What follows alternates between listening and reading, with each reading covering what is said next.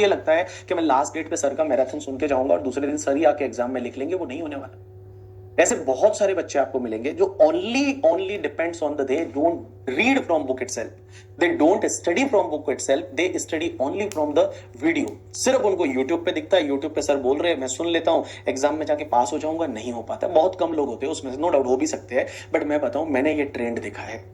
मैं इसके हमेशा मतलब मैं बोलूं हमको भी डालना पड़ता है मैराथन, हमको भी रिवीजन लेक्चर लेने पड़ते हैं, बट मैं इसके खिलाफ हूं करके, ठीक है। मैं ये बोलना चाहता हूं एटलीस्ट आप एक पहली बार देख लो रिवीजन लेक्चर, आप दूसरी बार देख लो, अगर आप कहीं टाइम पास कर रहे हो तो देख लो, आप अपनी मेन स्टडी का पार्ट नहीं बना। वो ऐसा नहीं कि नहीं सिर्फ रिवीजन लेक्चर सब सुन के सब हो जाएगा, नहीं होता है। बहुत कम लोगों का हो भी सकता है, जब पेपर ईजी आ जाए हो भी सकता है करके, ठीक है, ऐसा कोई जरूरी नहीं है। बट मैं बताऊं शॉर्ट स्ट्रेटेजी अगर पास होना है ना, पहली बार आप रिवीजन लेक्चर सुन लीजिए। फिर अगर मान लो आप कोई टाइम पास कर रहे हैं, आपका रिवीजन लेक्चर चल रहा है, आप ट्रेवल कर रहे हैं, सुन रहे हैं, कोई दिक्कत नहीं, बट आप उसको मेन स्टडी, आप ये सोचेंगे कि हम बुक से पढ़ेंगे ही नहीं और सिर्फ रिवीजन लेक्चर मैराथन एक दिन में पास हो जाएंगे, नहीं होता। ये सीए है करके, ठीक है, ये कोई वैसा तो एग्जाम है नहीं कि एक दिन में पास हो जाए, कॉलेज का एग्जाम तो नहीं है। तो आप ये चीज को ध्यान रखिए, मैं रिवीजन लेक्चर आपके लिए पुट करूंगा, आप वहां पे देख सकते हैं, यूट्यूब पे आपको हर टॉपिक का रिवीजन लेक्चर मिलेगा। I will try to give you the at least 90% syllabus के रिवीजन लेक्चर के, जितना सिलेबस है 90% तक मैं आपको रिवीजन लेक्चर दे दूं। बट वापस बोल रहा हूं, उस पर पूरा डिपेंड मत हो जाना कि सिर्फ रिवीजन लेक्चर सुन के ही चले जाओ, नहीं। जहां आपको बुक से पढ़ना है आप बुक से पढ़िए, पहली बार आप रिवीजन लेक्चर की हेल्प ले सकते हैं,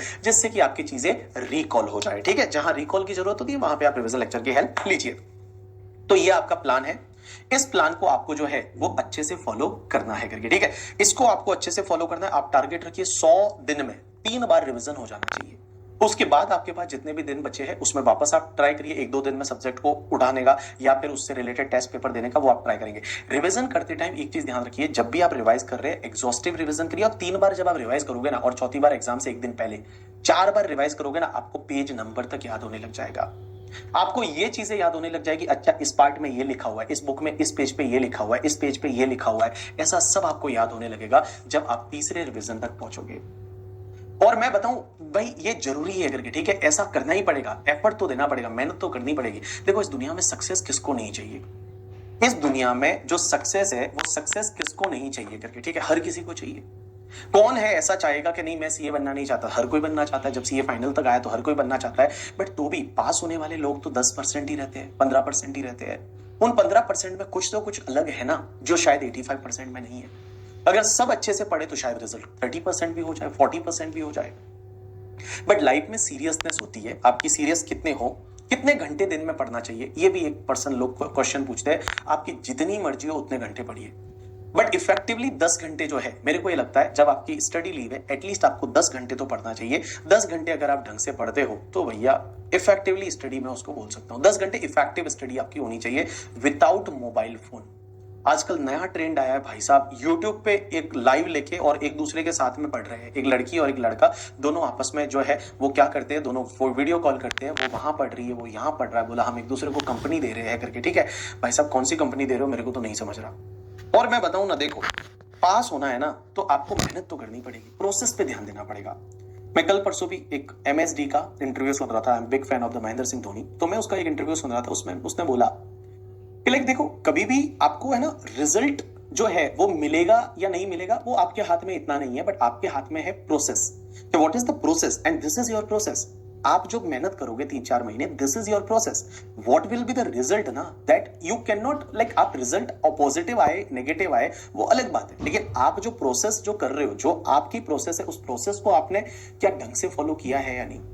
सिर्फ आप रिजल्ट ओरिएंटेड हो जाओगे, नहीं नहीं मेरे को तो रिजल्ट चाहिए, बस ये रिजल्ट चाहिए, ऐसा नहीं होता है ना। आपको रिजल्ट चाहिए तो मेहनत भी तो करनी पड़ेगी, आप मेहनत करनी पड़ेगी, आपको प्रोसेस पे ध्यान देना पड़ेगा, आपको ये इतना खून पसीना बहाना पड़ेगा 4-5 महीने, तब जाके आपको डिजायर रिजल्ट मिलेगा ना। तो उसके लिए आप प्रोसेस पे ध्यान दो, आप उस पर ध्यान ही मत दो कि आप पास होंगे फेल होंगे, वो सेकेंडरी चीज हो गई। बस आप जो प्रोसेस कर रहे हो, आप अपने आप में जो कर रहे हो वो ईमानदार रह के कर पा रहे हो या नहीं।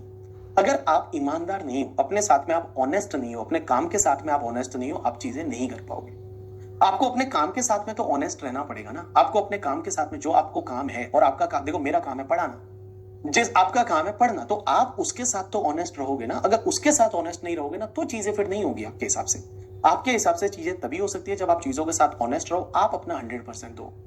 अगर आप एग्जाम के टाइम पे अपने आप को ये बोल पाओ कि भैया देखो मैंने मेरा 100% दिया है और मैं इतना ही दे सकता था, जब आप ये बोल सकते हो ना कि मैं इतना ही दे सकता था, मैं जितना कर सकता था उतना मैंने कर लिया, मैं बताऊं इस दुनिया की कोई ताकत नहीं है जो आपको पास करने से रोक सकती है। अगर आप में ये चीज का कॉन्फिडेंस है, इतना आप ढंग से करके गए हो तो। और यार देखो, टाइम तो देना पड़ेगा। टाइम, इस दुनिया में एक और चीज बता दूं, अगर आप कुछ आगे ढंग का कर पाए ना, कुछ ढंग का सक्सेसफुल बन पाए, या कुछ अच्छा कर पाए, या अच्छी लाइफ जी पाए, तो सब लोग आपके साथ आएंगे।